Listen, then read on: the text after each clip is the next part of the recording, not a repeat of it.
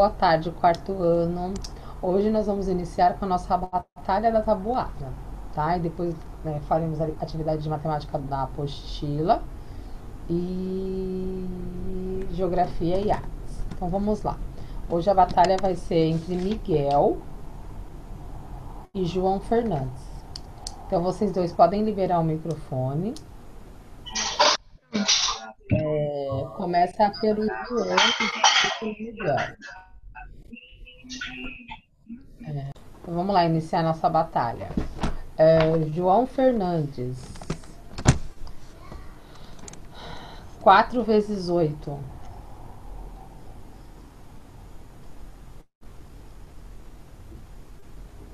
32.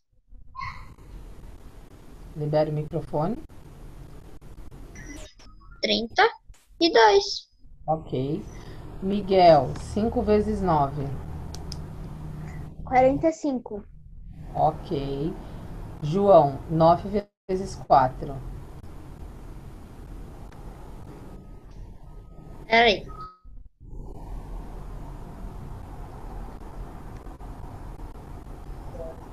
36. Muito bem, Miguel. 7 vezes 3. 7 vezes o quê? 7 vezes 3. Olhando para a câmera.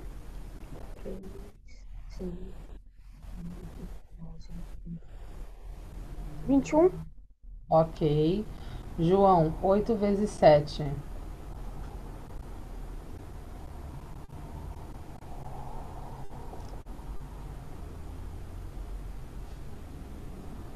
63. 8 vezes 7. Miguel, sua vez. O João errou. 8 8 vezes vezes 7? Isso.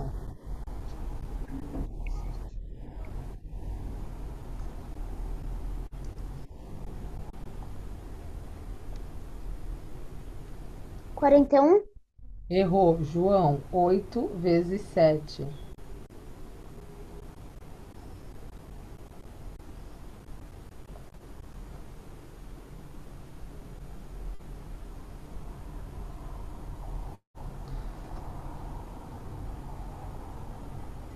'Acho que é 62.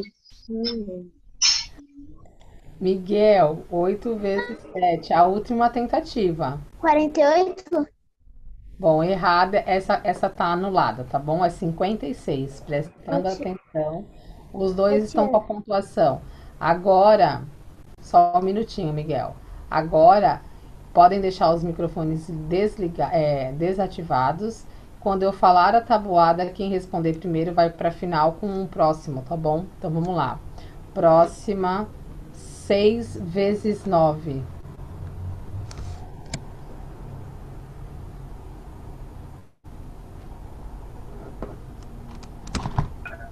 63. Vamos lá, para a próxima dupla, Lucas e Caio Bispo. Vamos lá. Caio, 4 vezes 8.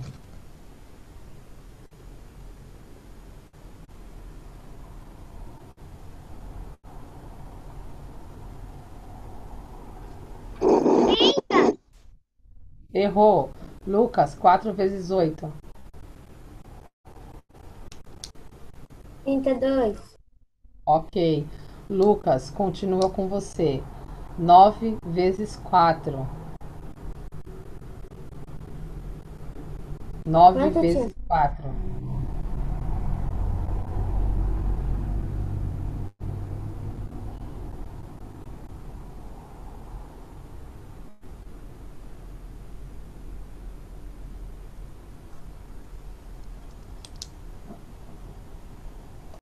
Então, na segunda-feira, iremos fazer a batalha Luiz e Pedro, Rafael e Beatriz Marques, Giovana e Luísa e Miguel e Lucas, tá?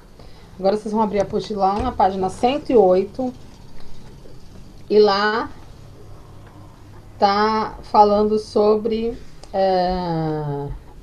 com a lupa na mão, tá?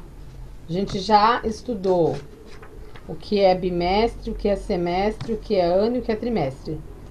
Lá na página 108, tá dizendo o seguinte: você sabe quando começa e quando termina um século? Observe. Então vamos lá, peguem um marca-texto para vocês marcarem. Século 1 começou no ano 1 e terminou no ano 100.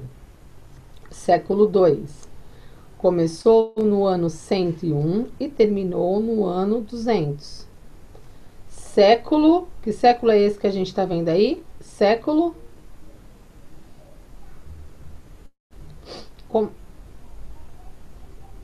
Vamos lá, quem é que sabe esse século aí? Quem é que tá vendo? Pode falar, ô Luísa.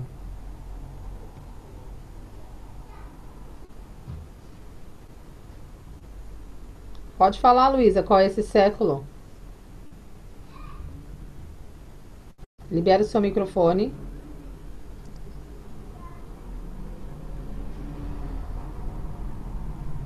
Século XVI começou em 1501 e terminou em 1600. E agora, o século de baixo, é o século... Eu sei, tia. É o século XIX. Não, é o século XX. Século XX. Não, é porque eu achei que vocês estavam aqui no X. Século XX. Então, começou em 1901 e terminou em... Tia, é século XIX. Não. Pera. Rafael, é século 20, porque X vale 10, então 10 e 10 é 20, tá bom? Agora embaixo, século 21. Começou no ano 2000 e terminará em 2000 e...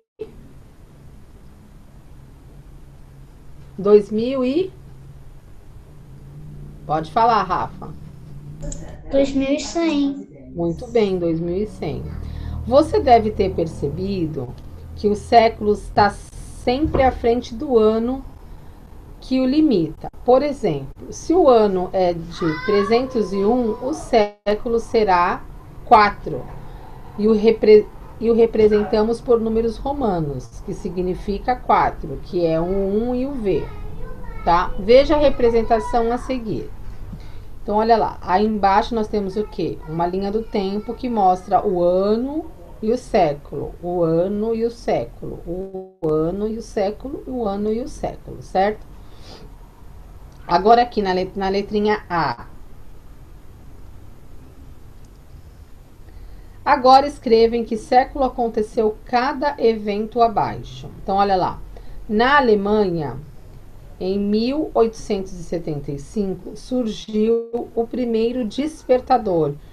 Então, em 1875, qual século que vocês vão ter que colocar na resposta?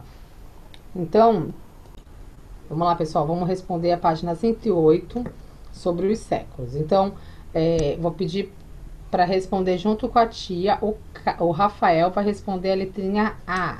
Rafa, em 1875, qual é o século? XVI.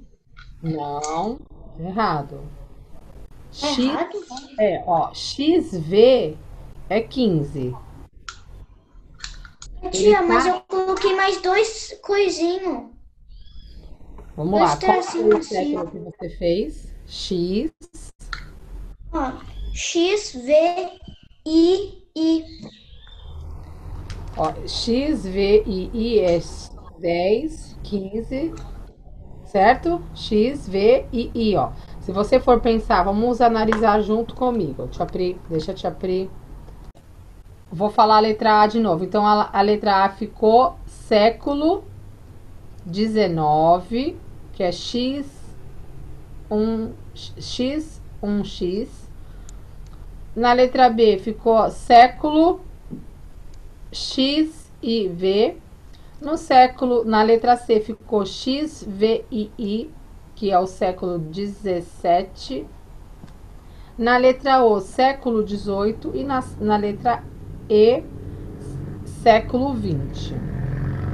Lembrando, gente, que vocês não podem esquecer quando que começa o século e quando termina, né?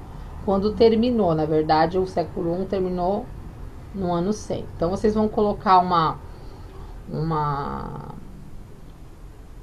uma estrelinha para vocês sempre prestarem atenção quando a gente estiver falando de séculos, tá bom? Para vocês prestarem atenção aqui, porque aí tá dizendo realmente tudo certinho. Na página 109, continuando, tá falando sobre medidas de temperatura. Medidas de temperatura. Então, olha lá. A unidade de medida de temperatura mais utilizada aqui no Brasil é o grau Celsius, que tem o seguinte símbolo, tem esse símbolo aí, um Czinho, tá? Que tem o seguinte símbolo. Ela foi definida pelo cientista sueco Anders Celsius. Celsius colocou um tubo contendo mercúrio em contato com uma mistura de gelo derretendo a água. O mercúrio se contraiu e nesse ponto ele marcou 0. Depois, o mesmo tubo foi colocado em uma água fervente e o mercúrio expandiu-se. Nesse ponto ele marcou 100.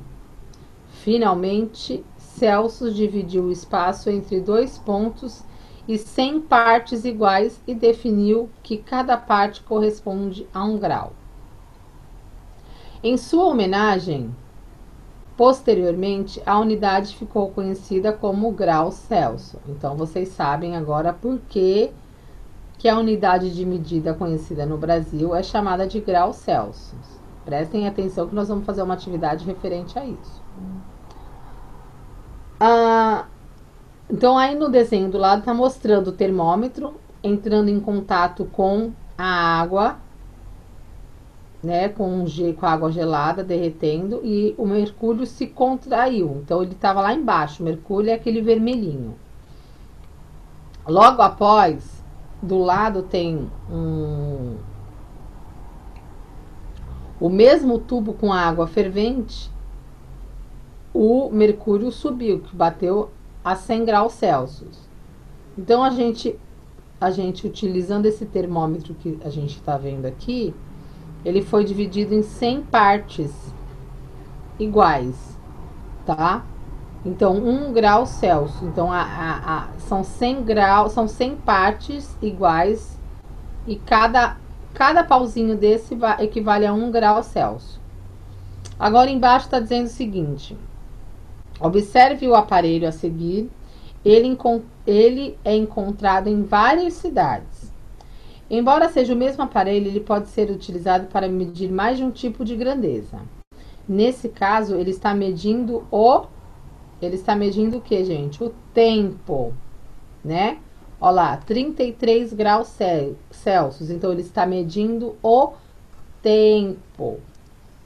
E a temperatura. Então, ele está medindo o tempo e a temperatura. Funcionando como que? Ele funciona como que? Como um relógio, né? Tá marcando ali, ó, 9 horas e 56 minutos. E como um termômetro também. Então, ele tá marcando 33 graus Celsius, tá? Então, o que é um termômetro? O termômetro, ele é um instrumento para marcar quantitativamente a temperatura de um sistema. A mesma coisa é o termômetro que nós usamos nas crianças. Quando a gente coloca o termômetro em vocês, ele começa da onde? Do 0, não começa do 0? Ele começa do 0 e vai até a temperatura que vocês estão gripados, ou doentes, ou com febre. Então, a gente fala, ó, tá com 36 de febre, tá com 37, tá com 38, tá?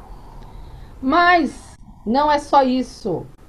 Em algumas cidades, ele também mede a quantidade do ar e a poluição sonora, tá bom?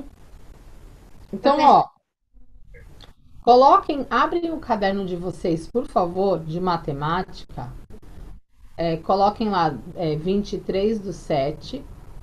Coloquem lá 23/7. Coloca número 1, tracinho. Eu vou fazer uma pergunta e vocês vão escrever. Depois vocês vão me responder.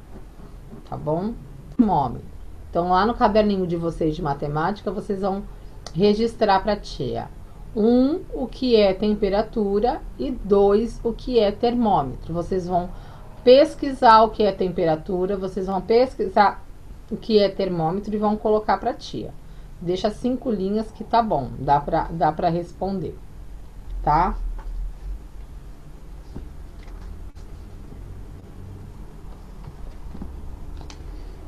Continuando mão na massa, como todo mundo já colocou no caderno de vocês o que é temperatura, então vamos. O que é temperatura e o que é termômetro?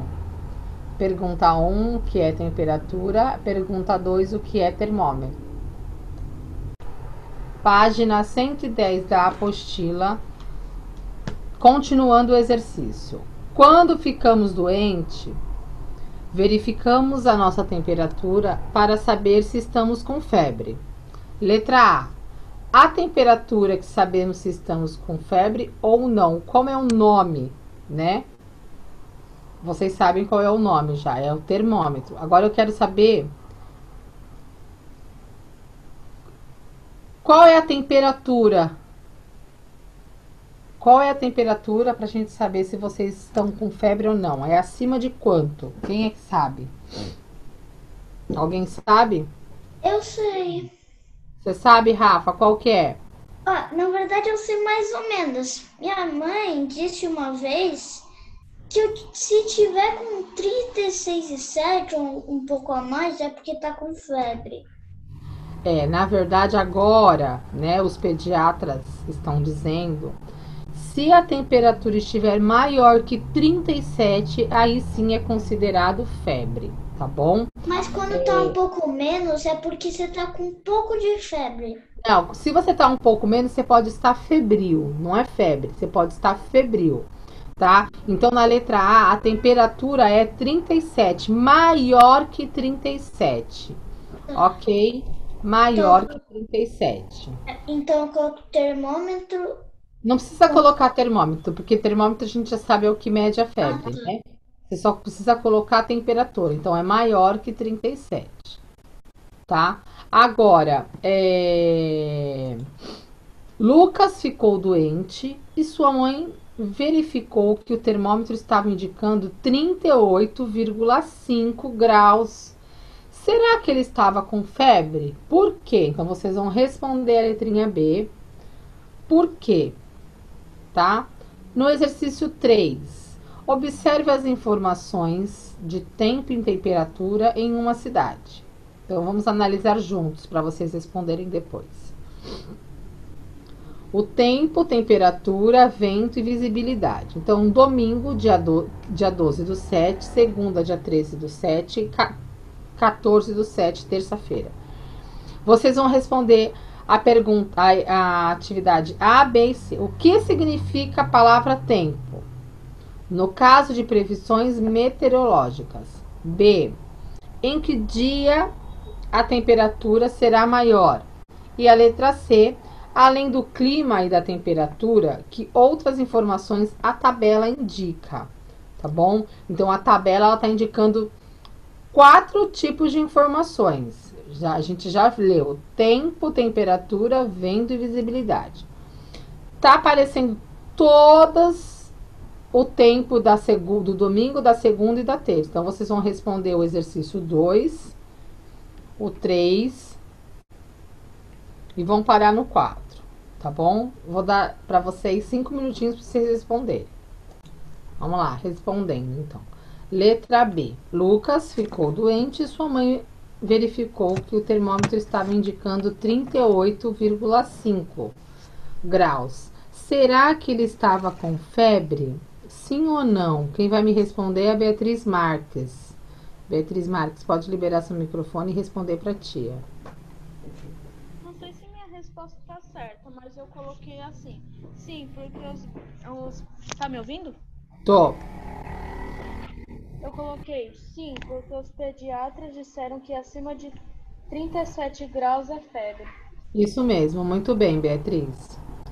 Certíssima sua resposta, parabéns. Exercício 3. Emanuel, letra A. O que significa a palavra tempo no caso de previsões meteorológicas? Eu? Isso é você, Emanuel. Tá, peraí. É... Temperatura? Não, a palavra tempo, Ah. ela significa que você está prevendo, né? Você está prevendo as condições de tempo, de chuva, de sol, de se vai estar nublado, se não vai estar. Então, a palavra tempo, no caso, né? No caso de previsões meteorológicas, está dizendo que a palavra tempo, ela está se referindo, ela está fazendo ela está prevendo uma condição de como vai estar o tempo, de como vai estar, se vai ter sol, se vai ter chuva. Então, ó, tá dizendo lá que no domingo teremos uma manhã de nebulosidade. À tarde teremos parcialmente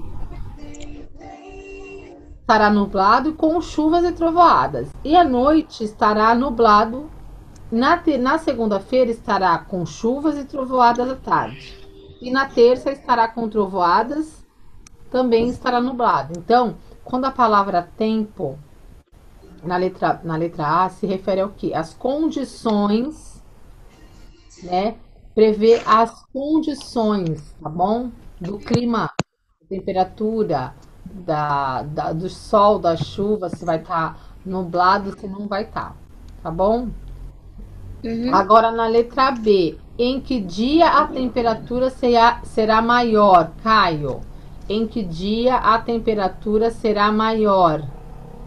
Ó, tá escrito lá embaixo a temperatura, hein? Maior, máxima e mínima. Então qual vai ser maior, Caio? Terça-feira. Quando? Terça-feira. Não, terça-feira a máxima é 21. Então, segunda-feira, ó, é 22 e a mínima 14. Então, ó, em que dia a temperatura será maior? Olha, no domingo tá 20, na segunda tá 22 e na terça-feira tá 21. Então, o dia que vai ser maior, vai estar bastante sol, vai ser na segunda-feira, a máxima, tá bom? Então, letra B, segunda-feira. Na letra C, além do clima e da temperatura, outras informações a tabela indica. Luísa, quais são as informações que a tabela indica, Luísa? A temperatura do tempo, se vai estar nublado, sol, chuvoso, com trovão. O que mais? Sobre o tempo. Sobre o Que tempo. mais? Tá falando sobre o máximo e mínima da segunda, domingo e terça. Tá, então agora a gente trava seu microfone para tia. Presta atenção na pergunta que eu fiz, você vai responder novamente. Além do clima e da temperatura, então, além do clima e da temperatura, esquece a temperatura e esquece o tempo. Que outras informações a tabela indica? Então, ó, a gente falou o que a tabela está indicando aí. Olha aí na sua tabela. Quilômetros. Hã? Também tem quilômetros. Quilômetros? Quilômetros. Aonde você está vendo quilômetros? Aonde? Me fala onde. Aqui, ó, pequenininho. Não, aí então, só Tá que km. isso, só que olha pro lado e vê qual é o nome disso que você tá falando. Ó, oeste moderado. Não, 28 eu quero a saber as 43. informações. Ó, Luiz, as informações que a tabela indica. A tabela tá indicando o quê? Tempo, temperatura Então, vamos esquecer tempo e temperatura. O que que o Limar Tempo está e indicando? disponibilidade. Isso, Tempo vento. e disponibilidade. Não, vento e visibilidade. Não é disponibilidade, é visibilidade. Então, as informações que a tabela indica são ventos e visibilidade. Tá bom? Agora o exercício 4.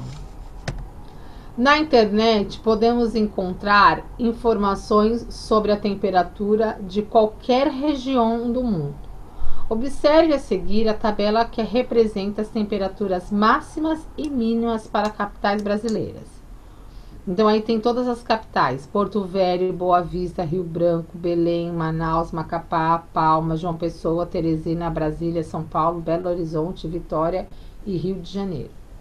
Tem todas as mínimas, todas as máximas, tudo certinho. Vocês vão ver assim: qual é a variação de temperatura da capital do seu estado? Qual é a nossa capital do nosso estado? Qual é a nossa capital, ô Vinícius? São Paulo. São Paulo. Então a nossa capital está, olha ali olha para ti aí na sua tabela, vê qual que é a mínima A mínima é 16, e a máxima 23. 23. Então essa é a variação de temperaturas de temperatura da capital do nosso estado. Então essa é a letrinha A. Na letrinha B, vocês vão responder para mim. Qual é a maior temperatura prevista entre as capitais brasileiras? Então, qual é a maior? Então, vocês vão ver qual é a máxima, tá bom? Qual é a máxima e vocês vão colocar o nome da capital. E na letra C, qual é a menor? Então, qual é a mínima? Então, vocês vão procurar qual é a máxima e qual é a mínima na tabela que tá na apostila de vocês, tá bom? Letra B, João Fernandes. Qual é a maior temperatura prevista entre a capital? Qual que é? É de 36 graus e em Palmas. Muito bem, ô João. E agora o Caio vai me responder qual que é a menor, Caio.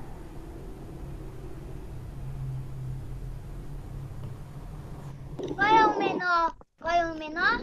É.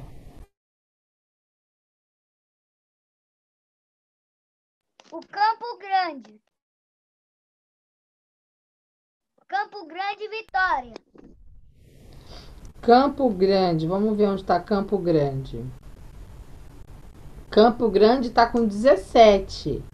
Não é. A menor é 13 graus, que é em Curitiba e Porto Alegre. 13 graus em Curitiba e Porto Alegre. Tá bom? Vamos lá. Página 112. Página 112. Palmas e Porto Alegre. Não. Palmas é a maior, que é 36 graus. E a menor é 13 graus, que é em Curitiba e em Porto Alegre. As duas estão na mínima de 13 graus Celsius. Página 112, exercício 5. A tabela abaixo representa as temperaturas médias dos 7 dias da semana do inverno na cidade de Curitiba.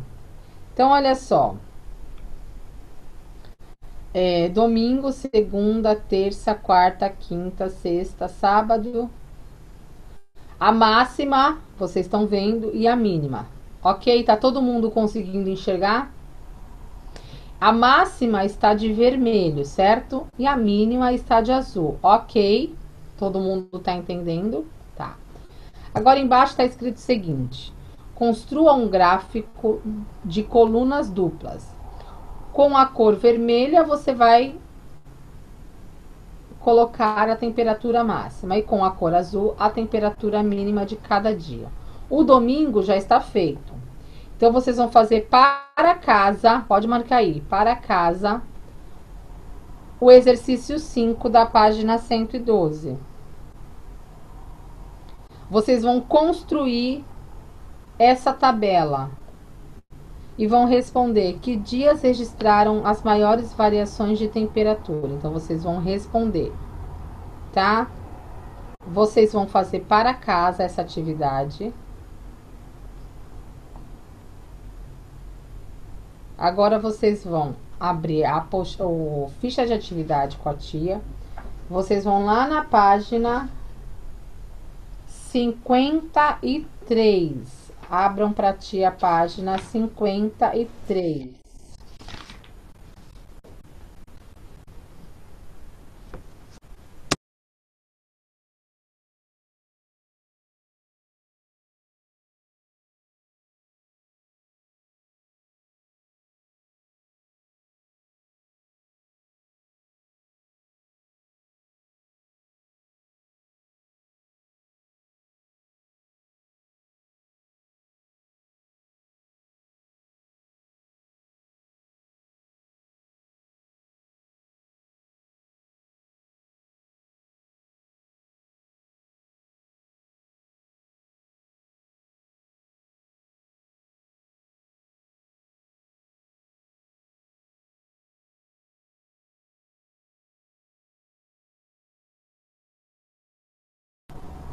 Vamos lá então, pessoal. Aula de arte, página 272. Vamos escutar uma história de chuva e de mar. A peça teatral Eu Choro, Tu Choves, Ele Chove foi escrita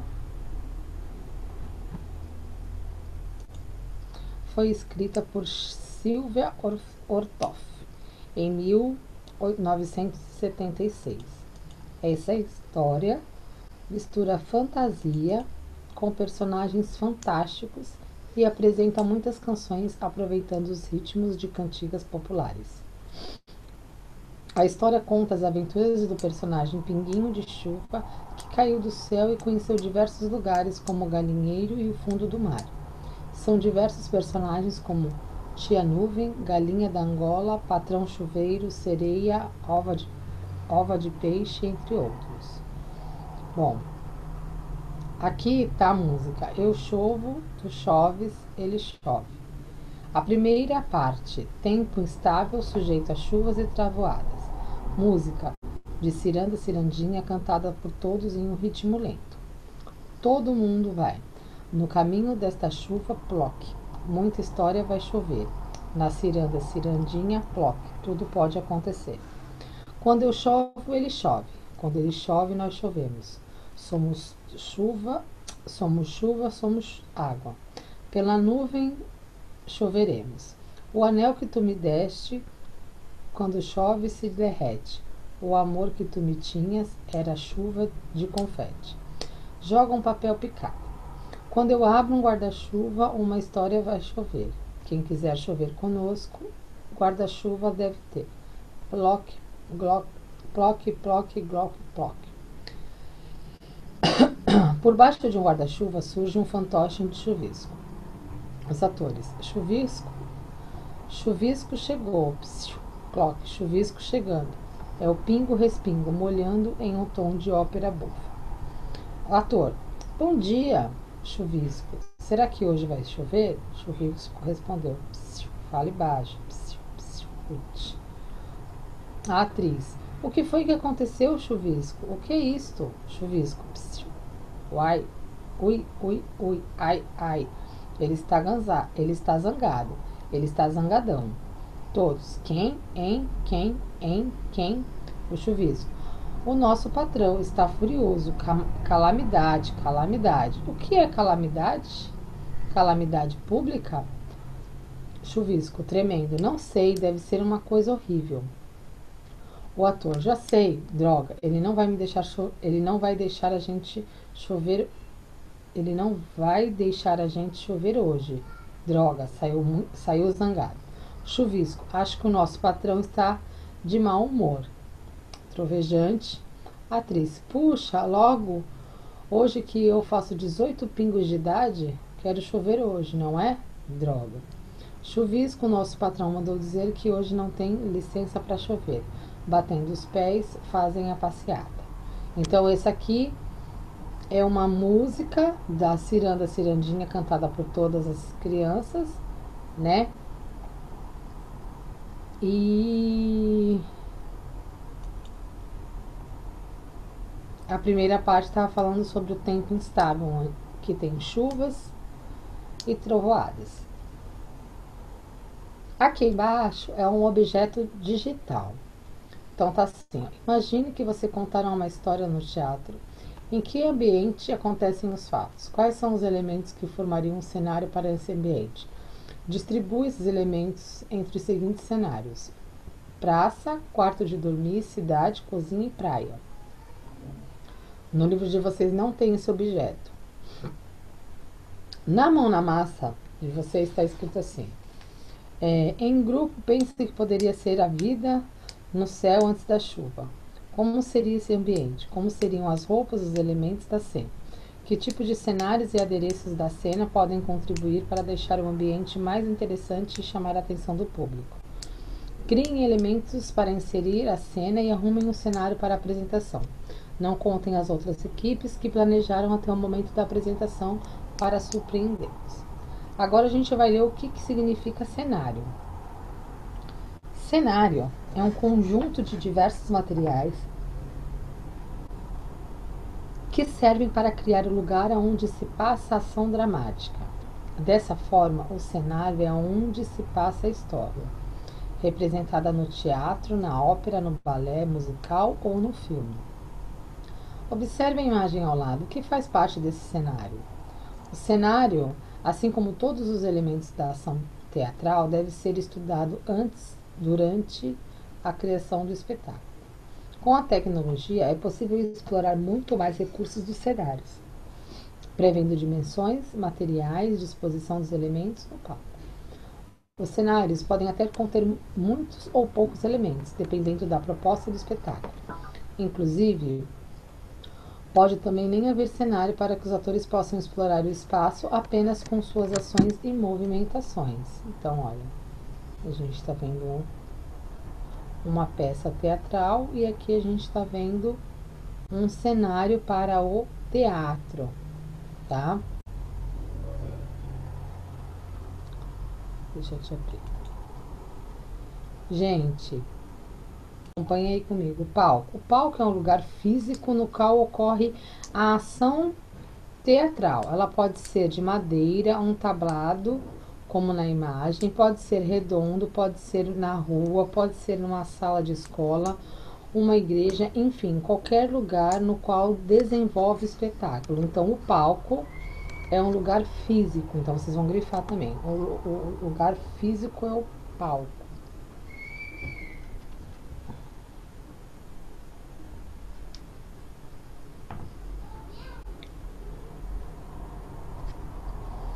Agora, existem tipos de palco.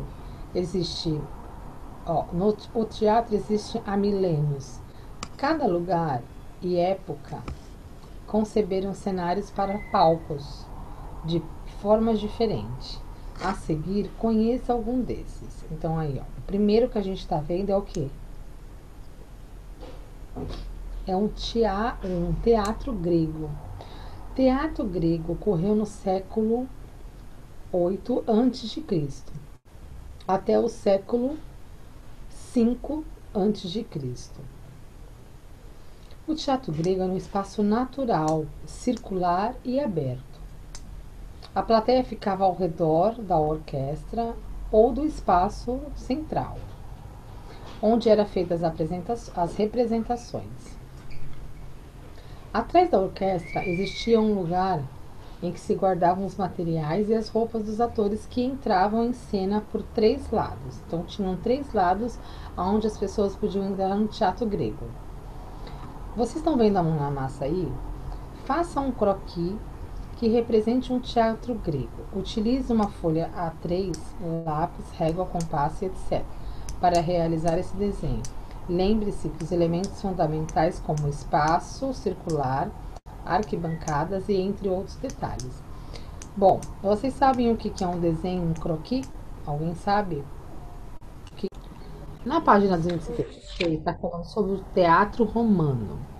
O teatro romano, no século II a.C., o teatro chegou a Roma. Foram construídos imensos teatros ao ar livre, capazes de acolher 15.000 espectadores. O palco era quase sempre coberto e um toldo poderia ser estendido para abrigar os espectadores caso chovesse. Um teatro muito famoso que não foi usado apenas como teatro coliseu, como teatro foi o Coliseu em Roma. Olha aí, aqui está falando sobre o Coliseu. Então, olha lá. Coliseu. Mundialmente conhecido, o Coliseu, construído por ordem do imperador Vespasiano, é concluído durante o governo de seu filho, Tito, um dos mais grandiosos monumentos da Roma antiga. Os assentos eram de mármore e as escadarias ou arquibancadas divididas em 3 partes, correspondendo às diferentes classes sociais. O pódio para as pessoas de classe alta, a meaniana era o setor destinado à classe médias e os pórticos, que era a plebe e as mulheres. A tribuna imperial ficava no pódio, que era ladeada pelos assentos reservados aos senados e aos magistrados. Por cima dos muros ainda se viam as bases de sustentação da grade, coberta de lona, destinada a proteger do sol os espectadores. O Coliseu de Roma foi construído sobre o lago na casa do Nero, a Domus Áurea, e ficou conhecida como Coliseu, porque ali foi achada uma estátua gigante do imperador. Conta a história que os gladiadores lutavam na arena e que Coliseu era o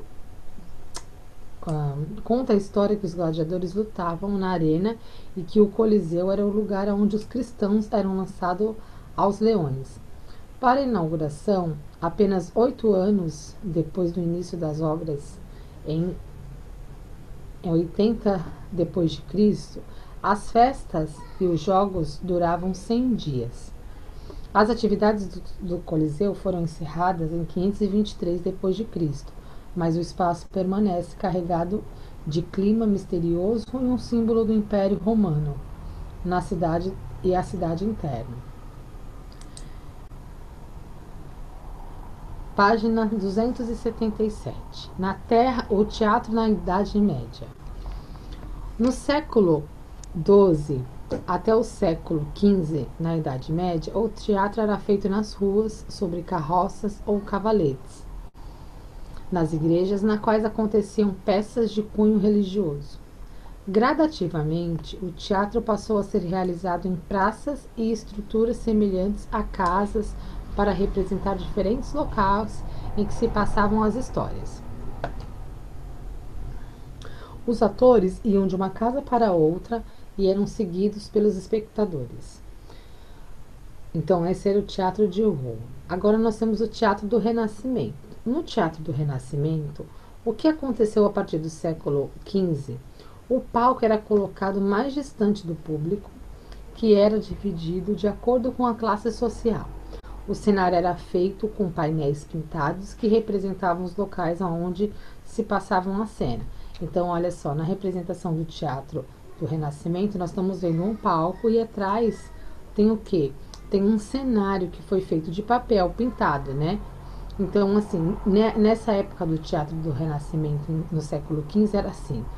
Na Idade Média, o teatro era na rua. No teatro romano, é que foram construídos imensos teatros ao ar livre capazes de acolher 15.000 pessoas, que a gente leu sobre o Coliseu, que tinham 3 tipos de arquibancadas, então as pessoas ficavam ali dependendo da classe média. E também tinha o teatro grego, que foi o que a gente viu. Lá na página 45 e 47 do material do apoio, você vai encontrar um jogo sobre a memória. Vamos lá, gente, vamos ver lá na página 45. Lá na página 45, ó, tá aparecendo um material de apoio que fala sobre todos os teatros. E atrás, na página 47, está falando sobre o Renascimento, sobre cada um. Então, o que vocês vão fazer? Vocês vão utilizar esse material de apoio e vocês vão... Vocês estão com um caderno de desenho aí?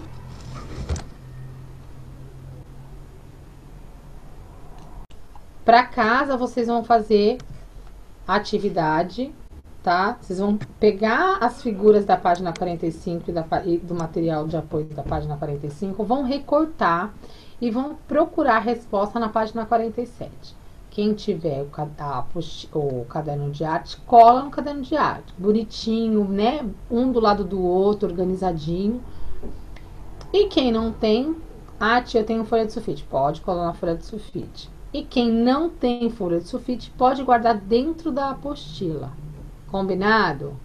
Agora a gente vai para a aula de geografia. A aula de geografia.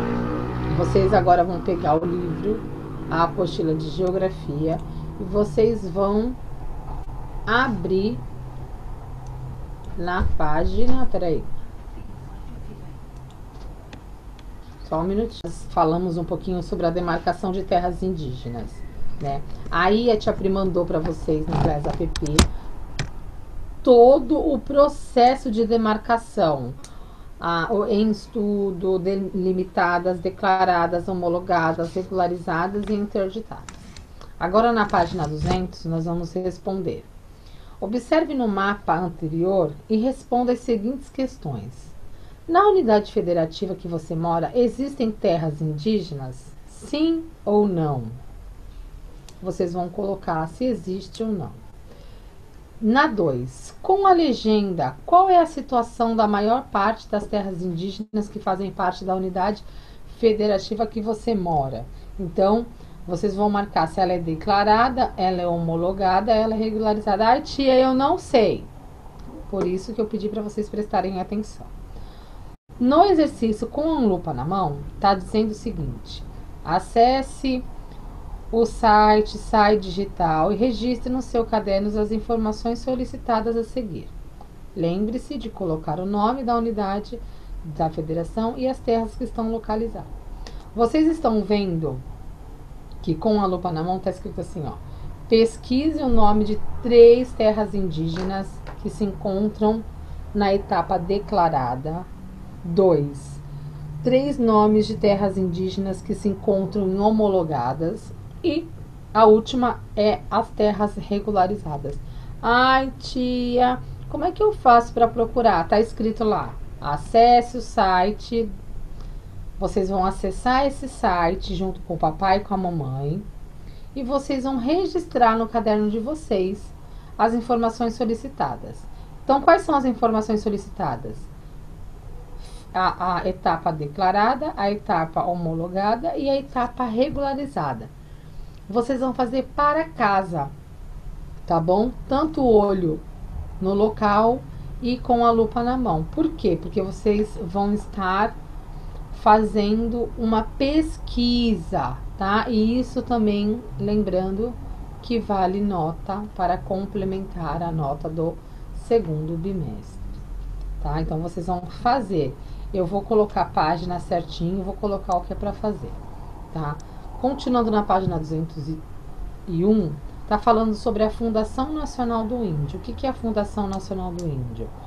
É a FUNAI, tá? É a FUNAI.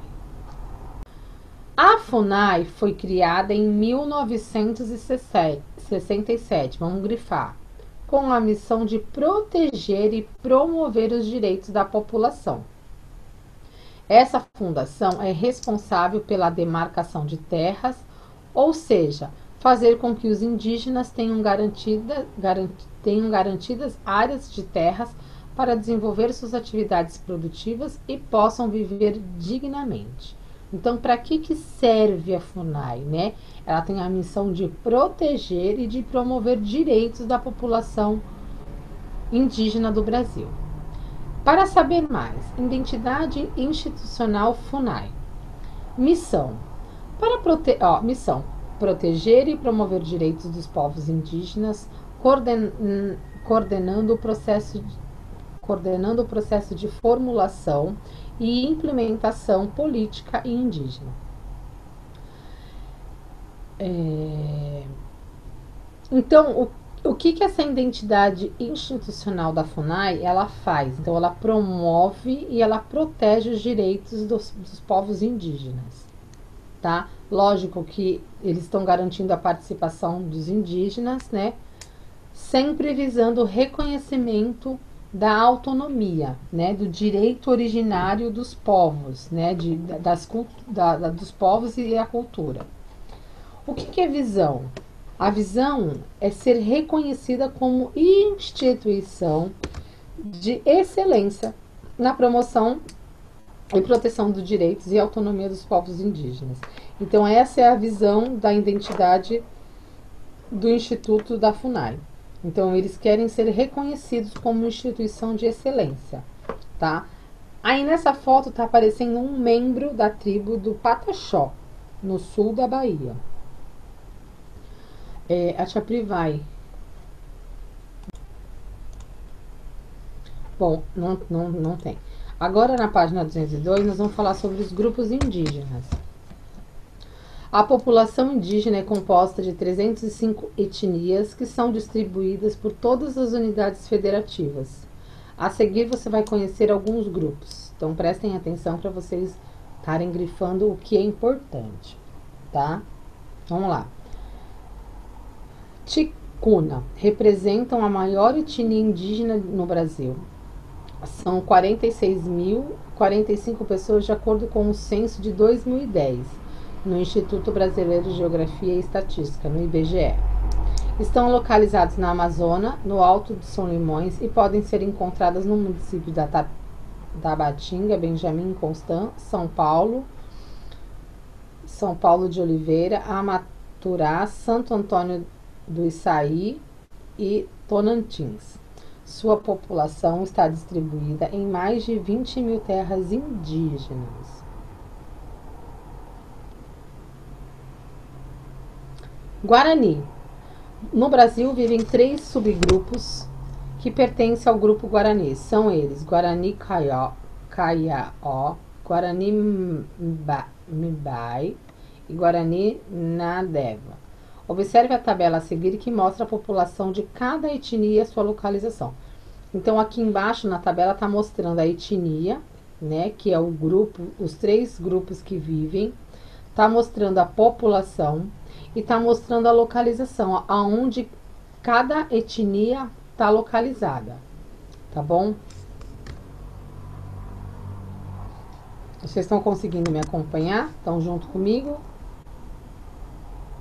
Ok. Na página 203, vamos falar sobre o Yanomami. O Yanomami é a terra com a maior população indígena. É o Yanomami, no Amazonas, em Roraima. Com aproximadamente 25 mil indígenas, segundo os dados do IBGE. O território que se estende por 192 mil quilômetros quadrados. Então, esse aí é um membro, né, de Roraima. Embaixo está o Apixana. O Apixana é uma população de 10.572 indivíduos, segundo os dados do IBGE, e ocupam áreas de Roraima. Nos anos de 1980, viram territórios reduzidos por demarcações oficiais e hoje vivem em diversas terras indígenas, muitas das quais são compartilhadas com os povos Bicachu, os Taurepangues e os Ingaricó e os Patumã. Então, olha só, aí embaixo tá tendo um relato sobre a Joênia Batista. Ela tá falando, né, como que nasceu a comunidade. Então, eu vou deixar o Rafael ler o Conheça Quem é Joênia Batista. Pode ler, Rafael.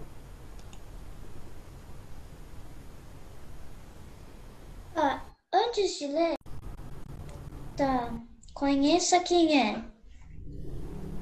Joênia Batista de Carvalho, conhecida como conhecida como Joênia Wapichana, tem 45 anos. Nasceu em uma comunidade de indígena chamada Truaro de Cabeceira, na região do Mupuru, no estado de Roraima.